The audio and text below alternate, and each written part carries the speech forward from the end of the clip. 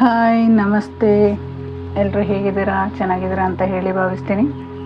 ಇವತ್ತಿನ ರೀಡಿಂಗ್ ಏನಪ್ಪ ಅಂತ ಹೇಳಿದರೆ, ನಿಮ್ಮ ಪ್ರಸ್ತುತ ಭಾವನೆ ಹೇಗಿದೆ, ಅಂದರೆ ನೀವು ಇವಾಗಿನ ಸಿಚುವೇಶನ್ನಲ್ಲಿ ಯಾವ ರೀತಿ ಯೋಚನೆ ಮಾಡ್ತಾ ಇದ್ದೀರಾ, ಯಾವ ವಿಚಾರಕ್ಕೆ ನೀವು ತುಂಬಾ ಗೊಂದಲದಲ್ಲಿದ್ದೀರಾ ಅನ್ನೋದು ಇವತ್ತಿನ ರೀಡಿಂಗ್ ಆಗಿರುತ್ತೆ. ಇದು ಜನರಲ್ ರೀಡಿಂಗ್ ಆಗಿರುತ್ತೆ ಮತ್ತು ಇದು ವೈಯಕ್ತಿಕ ರೀಡಿಂಗ್ ಆಗಿರೋದಿಲ್ಲ. ಇದು ಯಾರಿಗೆಲ್ಲ ರೆಸನೇಟ್ ಆಗುತ್ತೆ ಅವ್ರು ಮಾತ್ರ ತೆಗೆದುಕೊಳ್ಳಿ, ಇನ್ನುಳಿದವರು ಸ್ಕಿಪ್ ಮಾಡಿ. ಓಕೆನಾ? ನನಗೆಲ್ಲ ಸಪೋರ್ಟ್ ಮಾಡ್ತಾ ಇರುವಂಥ ಪ್ರತಿಯೊಬ್ಬರಿಗೂ ಥ್ಯಾಂಕ್ ಯು.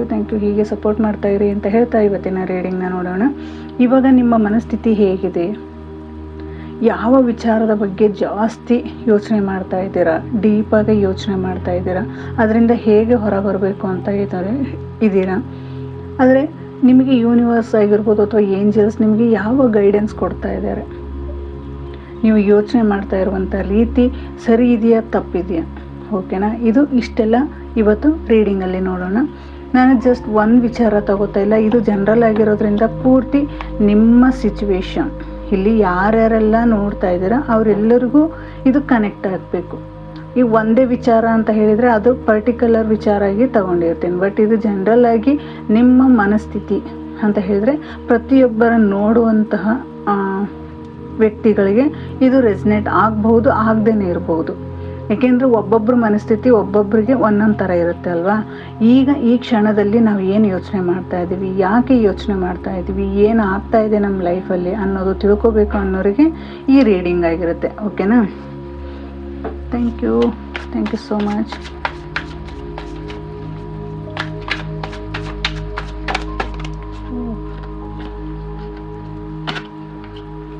Thank you.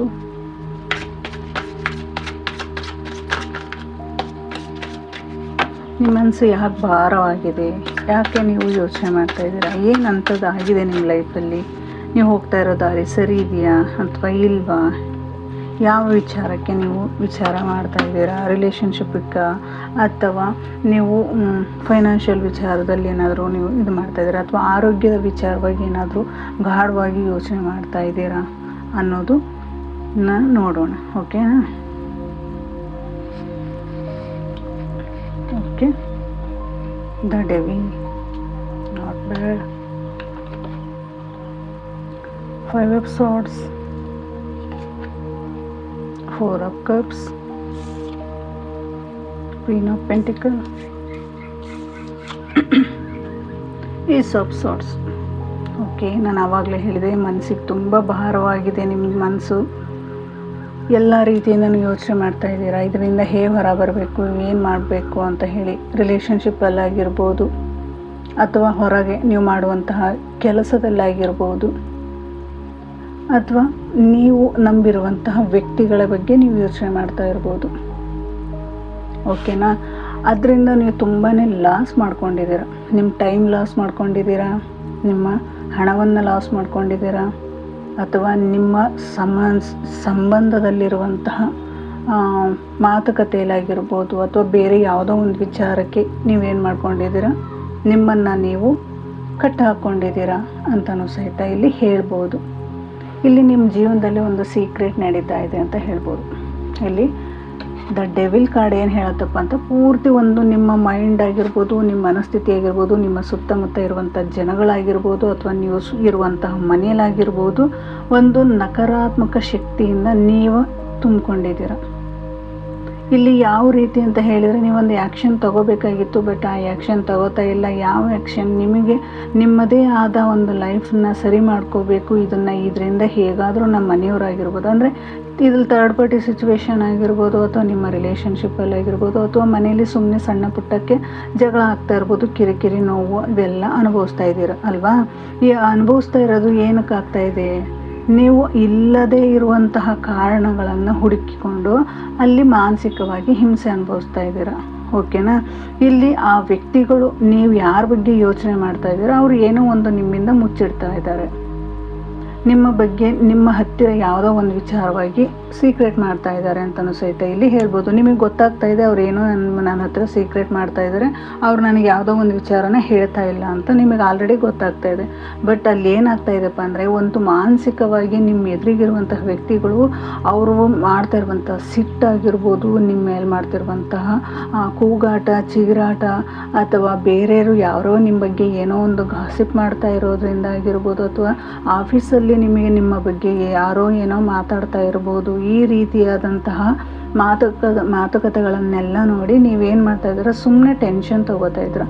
ಅವ್ರು ಅನ್ನೋರು ಅನ್ಲಿ, ಅವ್ರು ಮಾಡೋರು ಮಾಡಲಿ, ನೀವು ಸರಿಯಾಗಿದ್ದೀರಾ ಅಂದರೆ ಓಕೆ ಅಲ್ವಾ. ನೀವು ಅದನ್ನು ಬಿಡ್ತಾ ಇದ್ದೀರಾ, ನಿಮ್ಮನ್ನು ನೀವೇ ಸರೆಂಡರ್ ಮಾಡ್ಕೊಂಡಿದ್ದೀರ. ಅದು ಯಾವುದಕ್ಕೆ? ನಕಾರಾತ್ಮಕ ಯೋಚನೆಗಳಲ್ಲಿ. ನಿಮ್ಮ ಮೈಂಡಲ್ಲಿ ಯಾವ ವಿಚಾರ ಬಗ್ಗೆ ನೀವು ಯೋಚನೆ ಮಾಡ್ತಾ ಇದ್ದೀರಾ, ಆ ವಿಚಾರನ ತುಂಬಾ ಡೀಪಾಗಿ ತಗೊಂಡು ಹೋಗ್ತಾ ಇದ್ದೀರಾ. ಅಲ್ಲಿ ಚಿಕ್ಕದಾಗೆ ಇದೆ, ಅದು ಸಾಲ್ವ್ ಮಾಡಿಕೊಂಡ್ರೆ ಚಿಕ್ಕದಾಗೆ ಇದೆ. ಬಟ್ ಇಲ್ಲಿ ನೀವು ಅದನ್ನು ಸಾಲ್ವ್ ಮಾಡ್ಕೊತಾ ಇಲ್ಲ. ಓಕೆನಾ? ಅದು ನಿಮ್ಮನ್ನು ಹೇಗೆ ತಗೋತಾ ಇದೆ ಅಂತಪ್ಪ ಅಂದರೆ, ನಿಮ್ಮಲ್ಲಿ ನೀವೇ ಸಿಟ್ಟು ಮಾಡ್ಕೋತಾ ಇದ್ದೀರಾ, ಕೋಪ ಮಾಡ್ಕೋತಾ ಇದ್ದೀರಾ. ಅವ್ರಿಗೆ ಯಾರು ಎದುರಿಗೆ ಸಿಕ್ಕರು ಅಂದ್ರೆ ಅವರಿಗೆ ಚೀರಾಡೋದು, ಅವ್ರ ಕೂಡ ಜಗಳ ಮಾಡೋದು, ಒಂಥರ ಮಾನಸಿಕವಾಗಿ ಒಂದು ಹಿಂಸೆನ ಅನುಭವಿಸ್ತಾ ಇದ್ದೀರಾ. ಹಿಂಸೆ ಅನುಭವಿಸ್ತಾ ಇರೋದ್ರಿಂದ ಇಲ್ಲಿ ನಿಮ್ಮ ಆರೋಗ್ಯನೂ ಕೆಡ್ತಾ ಇದೆ, ನಿಮ್ಮ ಆರೋಗ್ಯದಲ್ಲಿ ಸ್ವಲ್ಪ ಏರುಪೇರು ಆಗ್ತಾ ಇದೆ. ಈ ರೀತಿಯಾದಂತಹ ಸಿಚುವೇಶನ್ಗಳನ್ನ ನೀವು ಅನುಭವಿಸ್ತಾ ಇದ್ದೀರಾ. ಇಲ್ಲಿ ಬೇರೆ ವಿಚಾರ, ಥರ್ಡ್ ಪಾರ್ಟಿ ವಿಚಾರ ಅಂತ ಹೇಳಿದರೆ ಇಲ್ಲಿ ಏನಾಗುತ್ತಪ್ಪ ಅಂತ ಹೇಳಿದರೆ, ನೀವು ಅಂದ್ಕೊಂಡಿರೋದಕ್ಕಿಂತ ಕಾರಣನೇ ಬೇರೆ ಇದೆ. ಅಲ್ಲಿ ನೀವು ಅಂದ್ಕೊಂಡಿರೋದೇ ಬೇರೆ, ಅಲ್ಲಿ ಆಗ್ತಾ ಇರೋದೇ ಬೇರೆ. ಆದರೆ ಅಲ್ಲಿ ಸೀಕ್ರೆಟ್ ನಡೀತಾ ಇದೆ. ಯಾವ ವಿಚಾರಕ್ಕೆ ನಿಮಗೆ ಸೀಕ್ರೆಟ್ ನಡೀತಾ ಇದೆ? ಓಕೆನಾ? ಇವಾಗ ನಿಮ್ಮ ಮನಸ್ಸು ಹೇಗೆ ಯೋಚನೆ ಮಾಡ್ತಾ ಇದೆಯಪ್ಪ ಅಂತ ಹೇಳಿದರೆ, ನಿಮ್ಮ ರಿಲೇಷನ್ಶಿಪ್ಪಲ್ಲಿ ನೀವು ತುಂಬಾ ಯೋಚನೆ ಮಾಡ್ತಾ ಇದ್ದೀರಾ. ನೀವು ಅದಕ್ಕೆ ಸಂಬಂಧಪಟ್ಟಂಥ ಎಲ್ಲ ಥರದ ಭಾವನೆಗಳನ್ನು ವ್ಯಕ್ತಪಡಿಸಿದ್ರ. ಅವರಿಂದ ಅವ್ರ ಎದುರಿಗಿರುವಂತಹ ವ್ಯಕ್ತಿಯಿಂದ ಬಾಯಿ ಬಿಡಿಸ್ಕೊಳಕ್ಕೆ ನೋಡಿದ್ರ. ಅವ್ರು ಏನಾರು ಹೇಳ್ತಾರನೋ, ಯಾಕೆ ಈ ಥರ ಆಗ್ತಾ ಇದೆ ಅಂತ ಹೇಳಿ ಎಲ್ಲ ರೀತಿಯೂ ನೀವು ಟ್ರೈ ಮಾಡಿದ್ರ. ಆದರೂ ಆಗ್ತಾ ಇಲ್ಲ ಅಂದಾಗ ನೀವು ಇನ್ನೂ ಸ್ವಲ್ಪ ದಿನ ವೆಯ್ಟ್ ಮಾಡಿದ್ರಿ ಅಂದರೆ, ನೀವು ಅದ್ರ ಒಳಗೆ ಆಲ್ರೆಡಿ ಇಳಿದ್ಬಿಟ್ಟಿದ್ದೀರ. ಇನ್ನು ಸ್ವಲ್ಪ ದಿನದಲ್ಲೇ ಅದು ಏನು, ಆ ವಿಚಾರ ಏನು ಅನ್ನೋದು ಗೊತ್ತಾಗುತ್ತೆ ಅನ್ನೋದನ್ನು ಸಹಿತ ಇಲ್ಲಿ ಹೇಳ್ತಾ ಇದ್ದಾರೆ. ಇಲ್ಲಿ ನಿಮಗೆ ಮೋಸ ಮಾಡ್ತಾ ಇರ್ಬೋದು. ನಾನು ಹೇಳಿದ ಹಾಗೆ ಇಲ್ಲಿ ಜನಗಳಿಂದ ನಿಮಗೆ ಮೋಸ ಆಗ್ತಾ ಇರ್ಬೋದು. ನಿಮ್ಮ ಜೊತೆಗೆ ಅವರಿಂದ ಇವ್ರಿಗೆ ಹೇಳೋದು, ಇವರಿಂದ ಅವ್ರಿಗೆ ಹೇಳೋದು, ಈ ರೀತಿ ಗಾಸಿಪ್ ನಡೀತಾ ಇರ್ಬೋದು. ಅಥವಾ ನೀವೇ ಅದನ್ನು ಏನು ಮಾಡ್ತಾ ಇದ್ದೀರಿ ಅಂದರೆ, ನಿಮ್ಮ ಹತ್ರ ನಿಮಗೆ ಆಲ್ರೆಡಿ ಗೊತ್ತಿದೆ ವಿಚಾರ ಏನು ಅನ್ನೋದು ಗೊತ್ತಿದೆ.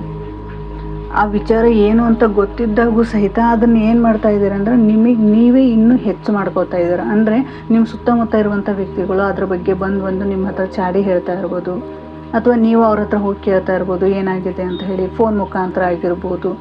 ಅಥವಾ ನೀವು ಏನೋ ಒಂದು ವಿಚಾರ ಭಾಳ ಡೀಪಾಗಿ ಯೋಚನೆ ಮಾಡ್ತಾ ಇದ್ದೀರಾ. ಅದಕ್ಕೆ ನಿಮಗೆ ಏನಾಗ್ತಾ ಇದೆ ಅಂತ ಹೇಳಿದರೆ, ನಿಮಗೆ ಯಾವ ವಿಚಾರ ಬಗ್ಗೆನೂ ಕ್ಲಾರಿಟಿ ಸಿಗ್ತಾ ಇಲ್ಲ. ಈಗ ಒಬ್ಬ ಮನುಷ್ಯ ತುಂಬ ಯೋಚನೆ ಇದ್ದಾನೆ ಅಂತ ಹೇಳಿದರೆ ಅದ್ರ ಬಗ್ಗೆ ಯಾವುದೇ ರೀತಿ ಕ್ಲಾರಿಟಿ ಸಿಗಲ್ಲ. ಹೇಗೆ, ಯಾಕೆ ಸಿಗಲ್ಲ? ಅವನ ಮೈಂಡ್ ಆಲ್ರೆಡಿ ಸ್ಟಕ್ ಆಗಿರುತ್ತೆ. ಅದ್ರ ಬಗ್ಗೆ ಯೋಚನೆ ಮಾಡೋಕ್ಕೂ ಅವನಿಗೆ ಟೈಮ್ ಸಿಕ್ಕಿರಲ್ಲ. ಒಂದು ಮೌನವಾಗಿದ್ದು ಅದ್ರ ಬಗ್ಗೆ ಏನು ಅಂತ ಯೋಚನೆ ಮಾಡಿದರೆ ಅದ್ರ ಬಗ್ಗೆ ಯಾವುದಾದ್ರೂ ಒಂದು ವಿಚಾರ ಕ್ಲಾರಿಟಿ ಸಿಗಬಹುದು. ಓಕೆನಾ? ಅದರ್ವೈಸ್ ನೀವು ಏನು ಮಾಡ್ತಾ ಇದ್ದೀರಾ ಅಂತ ಹೇಳಿದರೆ, ನಿಮ್ಮನ್ನು ನೀವು ಆಗ್ತಾ ಇರುವಂತಹ ಇದು ಸಮಸ್ಯೆನೇ ಬೇರೆ, ನೀವು ಅನ್ಕೋತಾ ಇರೋದೇ ಬೇರೆ. ಓಕೆನಾ? ಒಂದು ಹೇಗಾಗಿದೆ ಅಂತ ಹೇಳಿದ್ರೆ, ನಿಮ್ಮ ಮೈಂಡ್ ಹೇಗಾಗಿದೆ ಅಂದರೆ, ಒಂಥರ ಮಳೆ ಬಂದು ಬಿಟ್ಟಂಗಾಗಿದೆ. ರಪ್ಪ ಹೊಡಿತಾ ಇದೆ. ಮಳೆ ಹೊಡಿತಾ ಇರೋ ಸೌಂಡಿಗೆ ಏನಾಗ್ತಾ ಇದೆ ಅಂದರೆ, ನಿಮಗೆ ಸಾಕಪ್ಪ ಇದು ನಿತ್ರೆ ಸಾಕು ಅನ್ನುವಂತಹ ಮನಸ್ಥಿತಿ ನಿಮಗೆ ಬಂದಿದೆ. ಆ ಮನಸ್ಥಿತಿನ ನೀವು ಏನು ಮಾಡಬೇಕು? ಚೇಂಜ್ ಮಾಡ್ಕೋಬೇಕು, ಬದಲಾವಣೆಯನ್ನು ಮಾಡ್ಕೋಬೇಕು. ಆ ಜಾಗದಿಂದ ಸ್ವಲ್ಪ ಹೊತ್ತು ಟೈಮ್ ಚೇಂಜ್ ಮಾಡಬೇಕು. ಆ ಜಾಗ ಬಿಟ್ಟು ಬೇರೆ ಕಡೆ ಹೋಗಬೇಕು. ಅಥವಾ ಆ ವ್ಯಕ್ತಿ ಯಾರೋ ನಿಮ್ಮ ಹತ್ರ ಚೀರ್ತಾ ಇದ್ದಾರೆ ಅಂದರೆ ಆ ವ್ಯಕ್ತಿಯಿಂದ ನೀವು ಸ್ವಲ್ಪ ದೂರ ಇದ್ದರೆ ಆ ಕ್ಷಣ ಅಲ್ಲಿ ನಿಮಗೆ ಅದು ಕೂಲ್ ಆಗುತ್ತೆ ಅಂತಲೂ ಸಹಿತ ಇಲ್ಲಿ ಹೇಳ್ಬೋದು.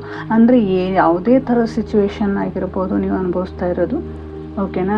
ಇದು ನಿಮಗೆ ಯಾವ ರೀತಿಯಾಗಿರುತ್ತಪ್ಪ ಅಂತ ಹೇಳಿದರೆ, ಒಂದು ರಿಲೇಷನ್ಶಿಪ್ ಆಗಿರ್ಬೋದು, ಮನೇಲಿ ಗಲಾಟೆ ಆಗ್ತಾ ಇರ್ಬೋದು, ಜಗಳ ಆಗ್ತಾ ಇರ್ಬೋದು, ಹಣದ ವಿಚಾರನೇ ಆಗಿರ್ಬೋದು, ಅಥವಾ ಬೇರೆ ಇನ್ನೂ ಯಾವುದೋ ಒಂದು ವಿಚಾರ, ಇಲ್ಲ ಸುಮ್ಮನೆ ಕೂತು ಒಂಥರ ಏನೋ ಒಂದು ಸುದ್ದಿ ಕೇಳ್ತಾ ಇದ್ರೆ ಅಂದರೆ ಮೈಂಡ್ ಏನಾಗುತ್ತೆ ಅಂದರೆ ಡಿಸ್ಟರ್ಬ್ ಆಗುತ್ತೆ.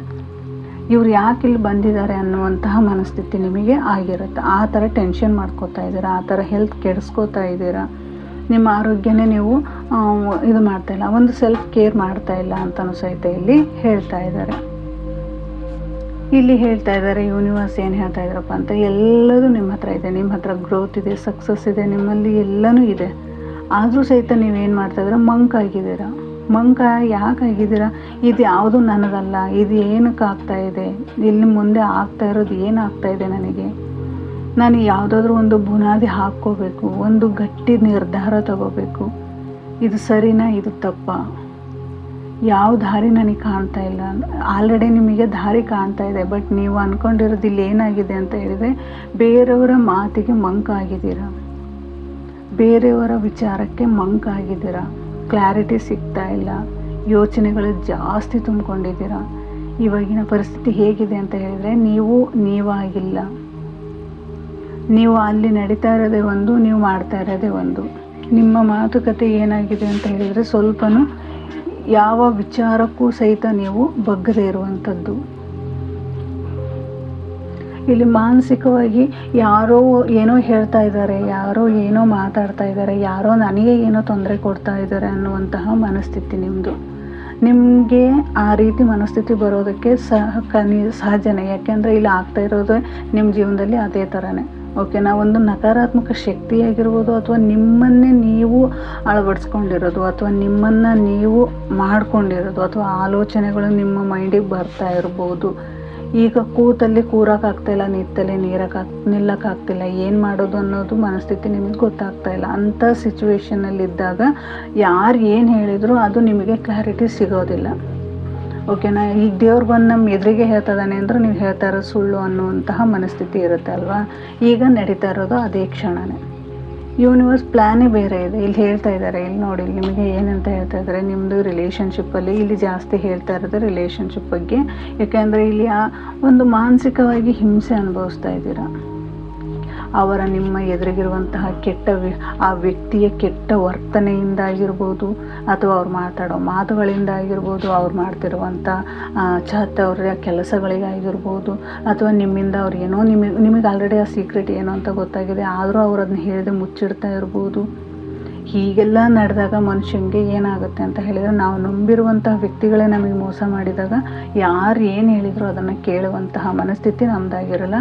ಬಟ್ ಈಗ ಅದು ನಿಮಗೆ ಕ್ಲಿಯರ್ ಆಗಿ ಇಲ್ಲಿ ಏನಾಗಿದೆ, ಕ್ವೀನ್ ಆಫ್ ಪೆಂಟಿಕಲ್ ಅಂದರೆ ನಿಮಗೆ ಅದು ಸದ್ಯದರಲ್ಲಿ ಕ್ಲಿಯರ್ ಆಗುತ್ತೆ. ಇನ್ನು ಮಂತೊಳಗೆ ನಿಮಗೆ ಅದರದ್ದು ಏನು ಅನ್ನೋದು ಗೊತ್ತಾಗುತ್ತೆ. ಅದು ಸರಿನಾ, ಅದು ತಪ್ಪ ಅನ್ನುವಂತಹ ಮನಸ್ಥಿತಿ ನಿಮಗೇನಿದೆಯಲ್ಲ, ಯಾವ ವಿಚಾರ ಬಗ್ಗೆ ನೀವು ಕೊರಗ್ತಾ ಇದ್ದೀರಾ, ಟೆನ್ಷನ್ ತೊಗೋತಾ ಇದ್ದೀರಾ, ಆ ವಿಚಾರ ಬಗ್ಗೆ ನಿಮಗೆ ಆದಷ್ಟು ಬೇಗ ಕ್ಲಾರಿಟಿ ಸಿಗುತ್ತೆ.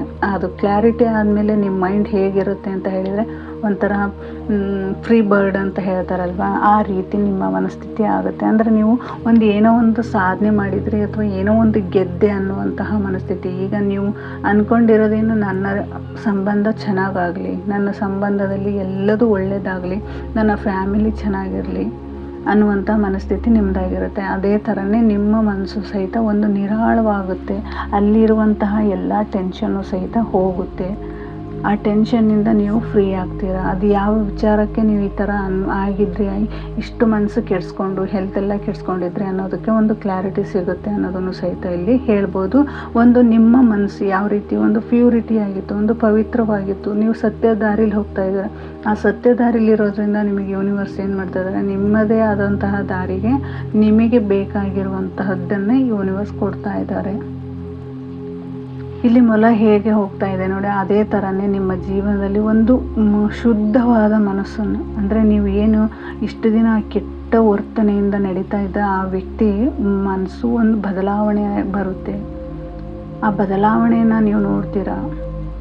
ನಿಮ್ಮ ಮೇಲಿದ್ದಂಥ ಕೋಪ, ನಿಮ್ಮ ಮೇಲಿದ್ದಂಥ ಸಿಟ್ಟು ಅದೆಲ್ಲ ಹೋಗಿ ನಿಮ್ಮ ಜೊತೆಗೆ ಚೆನ್ನಾಗಾಗ್ತಾರೆ. ಮತ್ತು ನಿಮ್ಮ ಮನಸ್ಸು ಹೇಗಾಗಿರುತ್ತೆ ಅಂದರೆ, ಇವಾಗಿನ ಸ್ಥಿತಿ ತುಂಬಾ ಈಗೇನು ಈ ಪ್ರೆಸೆಂಟ್ ಏನಿದೆ ಆ ಸಿಚುವೇಶನ್ ಬಿಟ್ಟು ನೆಕ್ಸ್ಟ್ ಮೂಮೆಂಟ್ ಏನಾಗ್ತೀರಾ, ನೀವು ತುಂಬಾ ಚೆನ್ನಾಗಾಗ್ತೀರಾ. ನೀವು ತುಂಬಾ ಕ್ಲಾರಿಟಿ ಬರುತ್ತೆ ನಿಮ್ಮ ಜೀವನದಲ್ಲಿ. ನಿಮ್ಮ ಲೈಫಲ್ಲಿ ಒಂದು ಯಾವುದೋ ವಿಚಾರಕ್ಕೆ ನೀವು ಗೊಂದಲದಲ್ಲಿದ್ದೀರಾ, ಆ ಗೊಂದಲದಿಂದ ಹೊರ ಬರ್ತೀರಾ, ಆ ನೋವಿಂದ ಹೊರ ಬರ್ತೀರಾ. ಎಲ್ಲರ ಜೊತೆನೂ ತುಂಬ ಚೆನ್ನಾಗಿರ್ತೀರ, ಖುಷಿಯಾಗಿರಬೇಕು ಅಂತ ಆಸೆ ಪಡ್ತಾ ಇದ್ದೀರಾ. ಆ ಖುಷಿ ನಿಮ್ಮನ್ನು ಹುಡುಕೊಂಡು ಬರ್ತಾ ಇದೆ. ಆ ಖುಷಿಗೋಸ್ಕರ ನೀವು ಇಲ್ಲಿವರೆಗೂ ಎಷ್ಟು ಪ್ರಯತ್ನ ಮಾಡಿದ್ರೋ ಆ ಪ್ರಯತ್ನ ನಿಮಗೆ ಸಿಗ್ತಾ ಇದೆ. ನಿಮಗೆ ಆ ಸಕ್ಸಸ್ ಅನ್ನೋದು ಕಾಣ್ತಾ ಇದೆ. ಅದೆಲ್ಲ ನಿಮ್ಮ ಜೀವನಕ್ಕೆ ಬಂದಾದಮೇಲೆ ನಿಮ್ಮ ಲೈಫಲ್ಲಿ ಒಂದು ಹೊಸದಾದ ಬದಲಾವಣೆ ಬರ್ತಾ ಇದೆ. ನಿಮ್ಮ ಜೀವನದಲ್ಲಿ ಒಂದು ನ್ಯೂ ಬಿಗಿನಿಂಗ್ ಆಗ್ತಾ ಇದೆ. ನ್ಯೂ ಬಿಗಿನಿಂಗ್ ಅಂದರೆ ಹೊಸ ಲೈಫ್ ಸ್ಟಾರ್ಟ್ ಮಾಡ್ತೀರಾ. ಇಲ್ಲಿವರೆಗೂ ಏನಿತ್ತು ಆ ಲೈಫಿಂದ ಹೊರ ಬರ್ತೀರಾ ಅಂದರೆ ಅದೇ ಲೈಫಲ್ಲಿ ಇರ್ತೀರ, ಬಟ್ ಆ ವ್ಯಕ್ತಿಯ ಮನಸ್ಥಿತಿ ಚೇಂಜಸ್ ಆಗುತ್ತೆ. ನಿಮ್ಮ ಮನೆ ವಾತಾವರಣ ಚೇಂಜಸ್ ಆಗುತ್ತೆ. ನಿಮ್ಮಲ್ಲಿರುವಂಥ ನೆಗೆಟಿವ್ ಥಾಟ್ಸ್ ಎಲ್ಲ ಹೋಗುತ್ತೆ. ನೀವು ನಿಮ್ಮ ಮೈಂಡನ್ನು ಒಂದು ಯೂನಿವರ್ಸಿಗೆ ಒಪ್ಪಿಸ್ತೀರಾ. ಆ ಯೂನಿವರ್ಸಿಂದ ನಿಮ್ಮ ಜೀವನದಲ್ಲಿ ಒಂದು ಹೊಸ ಬದಲಾವಣೆ ಬರ್ತಾ ಇದೆ. ನಿಮಗೆ ನೀವು ನಂಬಿರುವಂಥ ದೈವಶಕ್ತಿ ಆಗಿರ್ಬೋದು, ನೀವು ನಂಬಿರುವಂಥ ಯೂನಿವರ್ಸ್, ಏಂಜಲ್ಸ್, ಯಾರೆಲ್ಲ ನೀವು ಪ್ರೇಯರ್ ಮಾಡ್ತೀರಾ ಅದೆಲ್ಲದೂ ನಿಮಗೆ ಒಂದು ಪ್ರತಿಫಲವಾಗಿ ಒಂದು ಹೊಸದಾದ ಜೀವನವನ್ನು ಸ್ಟಾರ್ಟ್ ಮಾಡೋದಕ್ಕೆ ಪ್ರಾರಂಭವಾಗ್ತಾ ಇದೆ. ಆಲ್ರೆಡಿ ಸಿದ್ಧವಾಗಿದೆ ಅದು. ಓಕೆನಾ? ಇಲ್ಲಿ ಹೇಳ್ತಾ ಇದ್ದಾರೆ, ನಿಮಗೆ ಆಲ್ರೆಡಿ ಹೇಳ್ತಾ ಇದ್ದಾರೆ, ನಿಮ್ಮ ಜೀವನದಲ್ಲಿ ಒಂದು ಬದಲಾವಣೆ ಬರ್ತಾ ಇದೆ. ಆ ಬದಲಾವಣೆ ಯೂನಿವರ್ಸಿಂದ ಆಗ್ತಾ ಇದೆ. 3 ಸಹಿತ ಯೂನಿವರ್ಸ್, ಇಲ್ಲಿ ಯೂನಿವರ್ಸ್ ಕೊಡ್ತಾ ಇದೆ, ಇಲ್ಲಿ ಯೂನಿವರ್ಸ್ ಕೊಡ್ತಾ ಇದೆ. ಓಕೆನಾ? ಯೂನಿವರ್ಸ್ ಕಾರ್ಡ್ ಅಂತಲೇ ಹೇಳ್ಬೋದು. ಇಲ್ಲಿ ಪ್ರೀತಿ ನಿಮ್ಮ ಪವಿತ್ರವಾದ ಪ್ರೀತಿ ನಿಮಗಾಗುತ್ತೆ. ಯಾರಿಗೋಸ್ಕರ ಹಂಬಲಿಸ್ತಾ ಇದ್ರಿ, ಯಾರಿಗೋಸ್ಕರ ನೀವು ನೋವು ಪಡ್ತಾ ಇದ್ರಿ, ಆ ವ್ಯಕ್ತಿ ಮತ್ತೆ ನಿಮ್ಮ ಜೀವನಕ್ಕೆ ಮರಳಿ ಬರ್ಬೋದು. ಅವರ ಮನಸ್ಥಿತಿ ಚೇಂಜ್ ಆಗಿ ಅವ್ರು ನಿಮ್ಮ ಜೊತೆ ಚೆನ್ನಾಗಾಗ್ಬೋದು, ಪ್ರೀತಿಯಿಂದ ಇರ್ಬೋದು. ನೀವು ಅಂದ್ಕೊಂಡಿರೋದಕ್ಕಿಂತ ಇನ್ನು ಮುಂದೆ ಇನ್ನೂ ಚೆನ್ನಾಗಿ ನೀವು ಲೈಫನ್ನು ಲೀಡ್ ಮಾಡ್ಬೋದು. ಆ ವ್ಯಕ್ತಿ ಒಂದು ಮನಸ್ಸನ್ನು ಚೇಂಜಸ್ ಮಾಡ್ಕೊತಾ ಇದ್ದಾರೆ, ಬದಲಾವಣೆ ಮಾಡ್ತಾ ಇದ್ದಾರೆ. ಆ ಬದಲಾವಣೆನೇ ಒಂದು ಹೊಸ ಆರಂಭ ಅಂತ ಹೇಳ್ಬೋದು. ಆ ಕೆಟ್ಟ ವರ್ತನೆಯಿಂದ ನೀವು ಮುಕ್ತರಾಗ್ತೀರಾ. ಆ ವ್ಯಕ್ತಿ ಕೆಟ್ಟ ವರ್ತನೆಯಿಂದ ಮುಕ್ತ ಆಗ್ತೀರಾ. ಇದು ನೀವು ಇವಾಗಿನ ಈ ಮನಸ್ಥಿತಿ ಅಂದರೆ ಇವಾಗ ಯಾವ ರೀತಿ ಇದ್ದರೆ ಮುಂದೆ ಯಾವ ರೀತಿ ಬದಲಾವಣೆ ಆಗುತ್ತೆ ಅನ್ನೋದ್ರ ಬಗ್ಗೆ ಇವತ್ತಿನ ರೀಡಿಂಗ್ ಆಗಿತ್ತು. ಈ ರೀಡಿಂಗ್ ನಿಮಗೆ ಇಷ್ಟ ಆಗಿದೆ ಅನ್ಕೋತೀನಿ. Thank you so much.